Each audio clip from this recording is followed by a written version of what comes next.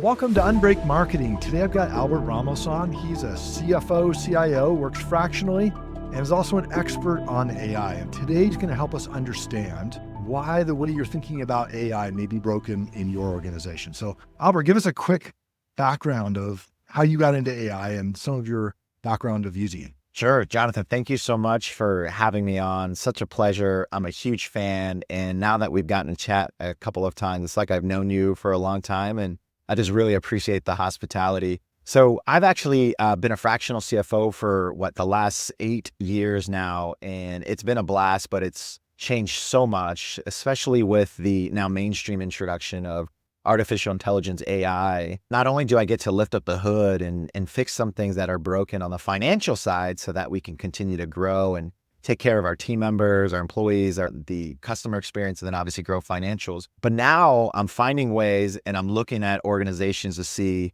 how are they using AI? How are they using the tools that are at their fingertips? Have they even begun using it? Do they know how to use it? I've been spending a lot of time not only on what we're very familiar with, which is your normal interface, let's call it ChatGPT, Microsoft Copilot, but then even creating GPTs, which we'll most likely get into, but then getting into the agentic workflows and agents, which I'd love to chat about because I think there's a misconception that the agent or agentic workflows are far out there as far as getting into to enterprise, and it's here now, it's happening. So I'm excited to chat about that. That was something that was really fascinating when we talked earlier, Albert, is first of all, your understanding of how to use AI. I think that's the answer to your question is most people wouldn't understand how to use AI well. They know it's out there. They can see some uses for it in their existing tech stacks, but really using it well is still out of the reach of most people. And a lot of mid-sized companies are saying, well, that's maybe an enterprise level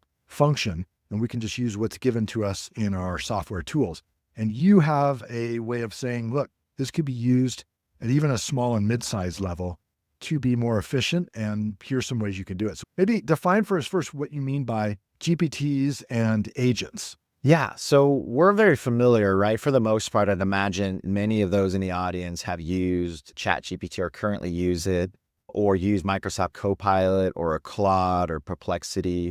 If you're doing some research, there's this huge thing now about DeepSeek and Gemini investing a little bit more, right? So there's a lot of options, right? And I think people are aware. I think where we struggle is, which one do I use, right? And I think that's something to definitely put a pin on and lean on. But there's also this way to use AI or these large language models and creating GPTs, right? They're generative pre-trained transformers. And I don't even like using that terminology. What a GPT is what I would call getting very inch wide, mile deep, right? So you're taking our typical, let's use the example ChatGPT, and it's scraping everything that it's been trained on. There's a lot of data points. Well, if I really wanted to just focus on marketing, I'm going to create a GPT that narrows its barriers, narrows its lens, right? And what I can do is configure that thing, still requires human intervention and prompting to give me output that's very specific. And I think we could all use this term niche to what you're looking for. The cool thing about this is I could upload standard operating procedures, SOPs, brand books, color palettes, articles, LinkedIn posts, whatever I want to put in the knowledge base. I like calling it the brain, right? And how I want it to respond back to me, maybe even in follow-up questions within its configuration instructions. A GPT can do a lot, and you can do a lot of things within your personal professional workflows faster. So that's a GPT. Now, when we get into agentic workflows, right, a little bit of mixture of some of this artificial intelligence and automation, and then getting into agents. So agents is a different story. And this is where I think we're having a lot of fun on my end, on the AI side, but I don't necessarily know people are either mentally or from an infrastructure prepared for what is occurring or what is about to occur to their organization. An agent, as you build it, there's some human intervention on the building process. But once you've trained it on what to do or what to go look for or the tasks it's responsible for, that's it. The agent takes over, and it's a digital species, right? It's not coming out of your computer or anything and physically taking over anything, but it is now digitally taking over certain tasks and responsibilities. So To give you an example, Jonathan, and I think people need to hear this one because I saw this happen and I was amazed, where it would typically take myself and maybe another or two other team members to go find articles out there. And I want the most popular within the last 48 hours, popular AI articles, because what I'm going to gather from that is some good content, some good research to go and maybe write a newsletter. Let's call it 1,000 words or a 500-word blog. And you know what? I want 5 different examples on how I can generate some LinkedIn posts because I spend a lot of time there. I'm passionate about LinkedIn. And then you know what? I have a podcast too, and I need show notes and I want it written in my own way. Tonight at 8 p.m. Central, my agent will do that all within 30 seconds. And in past, it would require hours and hours of searching, maybe an hour or two to write something really good and edit and get it approved. Then go and be creative around, well, how am I going to do this in short form on LinkedIn? And then, by the way, I need to be creative again on a show, a podcast. It took a lot of work. And what I'm saying is this agent now and how it was trained can go do that within 30 seconds. I don't need the people that typically would do that for me, or I don't need to spend that time doing it. So hopefully that gives you some different layers of what artificial intelligence can do and where it's going and what is here now. Those agents are here now. Yeah. No, that's very exciting because that's really, I think, what everybody was hoping for out of AI when they first heard about it, was the idea of not only the artificial intelligence, but also the automation. So you could connect those two together so it would do things functionally for you. And I think that is really what is lacking right now is most of the AI in the tools is still very manual. You have to go in, know how to prompt it right. You have to tell it when to do certain things. And the automation side isn't there. So is this something that is available to mid-level businesses, or do you have to have a programming crew to make something like this happen? It's so funny. While I've learned a ton about AI and I use it in just about everything that I do, and now I take it to business owners, enterprises, and educate, show, and build for so that they thrive and have a competitive edge. I have probably one of the worst technical backgrounds that there can ever be, right?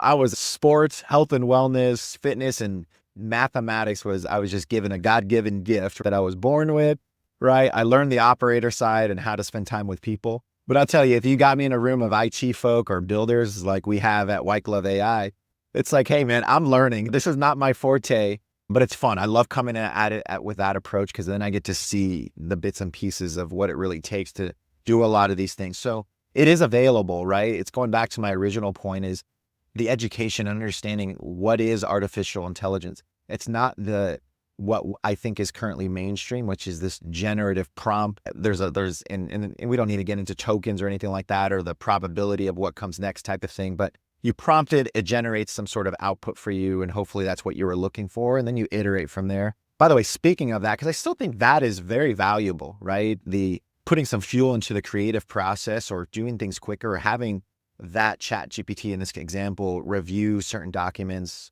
etc. I think it's important. I always use this prompt, and it's something that when I'm going into and lifting up the hood into these enterprises or small businesses or even startups is, hey, let's use a prompting framework that works. And personally, I like to use what is called PICO. P for persona. It's very important you tell it what it is. You are an expert at X. You are an expert at Y, right? So narrow the focus. Then what we're all used to is the I, which is information. What do you want it to do? What are you trying to get from it? And that's typically what we're prompted. Give me, show me, generate, display, right? Context is probably, aside from the P, context is very important. Context is, tell it what great looks like. Well, I want 5 LinkedIn posts about this topic. Here's one that really worked, that had a ton of impressions. I love the formatting and the topic. It's not necessarily copying that, but saying, hey, this is just an example, work off that, right? So you're giving it some context to work off of. And then my favorite, because I'm a learner and I'm always curious, is the optimize side is iterate. And the way I do that actually, and I think it's a great best practice, is tell, in this case, ChatGPT, and give me 20 follow-up questions so that the output can be ultra precise, right? So it gives me 20 follow-up questions. I'm putting in my answers. And now what it spits out is not the first version, but you have 20 different variables that I just gave it, including the PIC as well, right? Persona, information, context. And now we're working with something really useful and really valuable, again, within seconds. No, that's amazing. Let's say somebody's listening to this and they're like, oh yeah, this is something I would love to be able to build. What are the steps that they should follow to be able to fix this, to implement something like this in their organization? Yeah, there's a ton of tools out there, and I'm going to stay narrow to the chat because I think a lot of people in the audience are probably really familiar with that. Now, if you're in enterprise and you have the Microsoft ecosystem, Copilot, and there's some great things coming out there too, but OpenAI, I'm a big fan. And so what I'd recommend doing is not only using it, but find a way, and it does require the $20, I think it is now a month, not the 200. I wouldn't, for especially for beginners, no need, right? That's more of a research function. But $20 a month, and it gives you access to the GPT store. I dabble a little bit in there, but I tend to create my own, very similar to going into business. You don't just plug and play anything. You want to find your pain points so that you know what your solution is going to be. In this case, if we're working with GPTs, you can learn. I mean, there's a ton of videos. We'll keep it basic. Ton of videos on YouTube. If people wanted to reach out to me, I'll teach them how to do it. I can create a Loom, and it's that easy. Now, there is some work, and it requires some reps. And what I always let people know is talk to, chat with, and there's voice functions now. Type it in as if you were chatting. It was a conversation between you and I, right? And I think people need to realize it doesn't need to be so formal. Just have a conversation of what you're looking for. So as you're building these GPTs and configuring the instructions and the commands and the inputs, have a conversation with it. There's also the knowledge base. So just understanding that, well, it's only as good as the data you're providing in. So if you don't have a lot of organizational internal documentation, I'd start doing that. And it actually reminds me where I'm really pressing nowadays is, while there's the generative, there's the agent, there's all these different agentic workflows. What I really think is going to be the most powerful thing for everyone, small, medium-sized startup, large enterprise, is the data repository. Just like these LLMs, right? They've been doing this for years, by the way. It's nothing new. Artificial intelligence isn't that new. It's been going on for a long time, just called something different, predictive analytics and some other things, right? But the data points, right? As companies start realizing every little thing we do in the organization is a data point, they're going to start collecting it from meeting notes, transcribe to all the things that we're feeding our models, financial information, workflow, SOP. They're data points that can go into your data repository. And now your team members, and this is my favorite, creating a great team member experience. Now your team members can go query that stuff and have it within seconds versus what we're all familiar with. And I'm sure people know this, your IT support ticket request. It takes maybe a day or two. Like it's bottlenecked, or your HR ticket requests. It's like, man, I can't get them on the phone. I can't email them. And I love my human resources partners. But we create these bottlenecks because it's just, we use the technology that we think we have at our fingertips. And now there's something even better for people to get answers immediately and work on, rather than some of the administrative. Let's offload that and let's go focus on revenue generating activities, or something that you're passionate about, something that's creative or strategic. So you're talking about going and getting an existing GPT like OpenAI, and then connecting that with a collection of data internally from your organization, and then using that to make the data more accessible to people within the organization. Yeah, and that's really what, if people are wondering, what chatbot? That's really what it is, right? Bot, chatbot, GPT, and many of them live on websites. I think we're all getting fairly familiar with those. That's all it's doing. Is the organization has a knowledge base. It could be an Excel format. It can be in different formats uploaded within the back end of this bot, right? And it only knows what it's being given. This is a difference between agents, right? Agents can go find, whereas these GPTs and these bots, these chatbots, it's human intervention. You have to continue to update the knowledge base. So if we've probably all been there, and you're talking to the chatbot, it has no idea what you just asked her. I cannot do that. It's like, dang it, what are you here for? I thought this was supposed to be easy. It's actually more clunkier than me just calling the phone number on the line or being there in person. And that's just because the knowledge base isn't updated. But I will tell you, they're tracking that. Well, organizations should be, and most are. They're now tracking that, and they'll update that within 24 hours, and much sooner than that. Actually, it can be done within minutes if they're tracking it that closely. And you ask that question again the next day, it's going to know it. So this is the learning side of the model. Exactly. Better and better. That's the optimized, the iteration side of the model. That's right. What about the automation side, where you can actually, like you were describing, actually give it a set of tasks or maybe responsibilities, and it goes and it looks for when those happen and then creates that content based upon that list of tasks you gave it? Yeah, that's great. And I think we have a lot of people that are looking to play in the space, and they should be, because you can make things a lot easier. So the automation side, and just to make it basic, it's if this, then that, right? It's a trigger. Something has to trigger. Something has to trigger your system or the GPT to do something, right? Many of us are familiar with Power Automate, or the one that's very mainstream and used a lot is Zapier. I don't know how people, Zaps, right? You want your automated Zaps, and they're getting better and better, right? Because they can integrate with a lot more things. And that's the key, is a lot of these organizations like Zapier and some others are really strengthening their API capabilities on what they could connect with. Whereas when they first started off, it's only a few of those vendors, and I don't use any of those within my system. I'm new, or I've been around for a long time, and ours is, we self-created this. We have all the webs, how do you use this POS system? Nowadays, these API integrations are a lot easier, and that's what they're doing, the hard work behind the scenes, the tech team. But yeah, so you can automate a lot of these AI functions if it's not already baked in the tool that you're using.